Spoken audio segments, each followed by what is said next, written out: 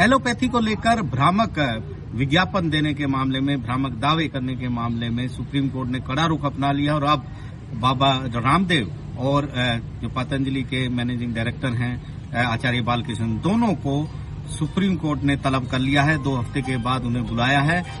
इससे पहले आचार्य बालकृष्ण और पतंजलि आयुर्वेद को ही कंटेम्प्ट नोटिस जारी किए गए थे, लेकिन अब रामदेव को भी कंटेम्प्ट नोटिस जारी करके पूछा गया है कि क्यों न उनके खिलाफ अदालत की अवमानना का मामला चलाया जाए।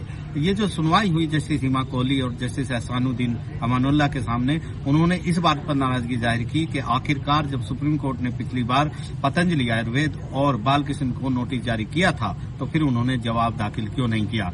यहाँ पर मुकुल रोहतगी अपीयर हुए थे, वो मांग कर रहे थे कि कुछ समय और दिया जाए, लेकिन सुप्रीम कोर्ट ने कहा कि पहली नजर में ऐसा लगता है कि दोनों ने यहाँ पर जिस तरह के विज्ञापन भ्रामक दिए हैं एलोपैथी के खिलाफ, उन्होंने कानून का उल्लंघन किया है।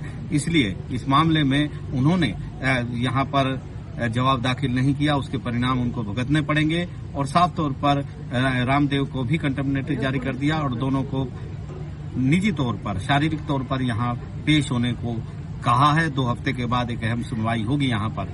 और इसी मुद्दे पर आयुष मंत्रालय को भी फटकार लगाई कि काफी लेट ये हलफनामा क्यों दाखिल किया गया है। तो ये मुद्दा काफी गंभीर है। Indian medical association supreme court पहुंची थी। सुप्रीम कोर्ट में विज्ञापन दिखाए गए थे और कहा गया था कि ये लोग जो हैं एलोपैथी को बदनाम कर रहे हैं और कह रहे हैं कि जो उनके बारे में जो है भ्रामक दावे कर रहे हैं विज्ञापनों में।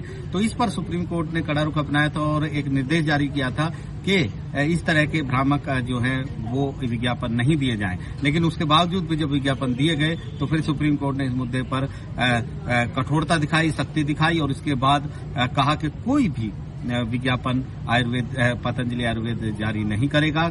नोटिस जारी किए थे, कंटेम्प्ट नोटिस जारी किए थे कि उसके आदेशों का पालन नहीं किया गया। केंद्र सरकार को भी कहा था कि आखिरकार आप मूक दर्शक कैसे बैठे हैं, अगर कोई कानून का उल्लंघन हुआ है तो आपको कार्रवाई करनी होगी। केंद्र सरकार को कहा था कि वो अब तक क्या कार्रवाई इस मुद्दे पर की गई है उसे लेकर एक स्टेटस रिपोर्ट सुप्रीम कोर्ट में हलफनामे के तौर पर दाखिल करें। तो काफी बड़ा मुद्दा है जहां पर रामदेव और बालकृष्ण की मुश्किलें जो हैं वो अब बढ़ गई हैं। सुप्रीम कोर्ट के सामने उनको पेश होना होगा।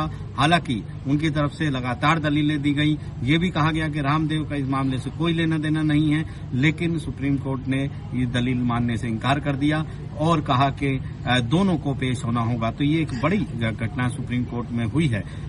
यहाँ पर सुप्रीम कोर्ट ने बहुत बड़े बड़े सवाल उठाए थे। सुप्रीम कोर्ट ने ये भी बताया था कि किस तरीके से आदेश देने के बाद किस तरह के विज्ञापन ना दिए जाएं।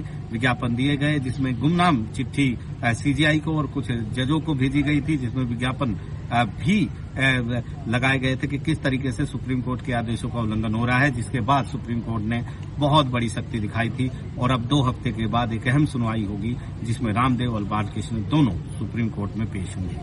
नई दिल्ली से आशीष भार्गव, एनडीटीवी इंडिया।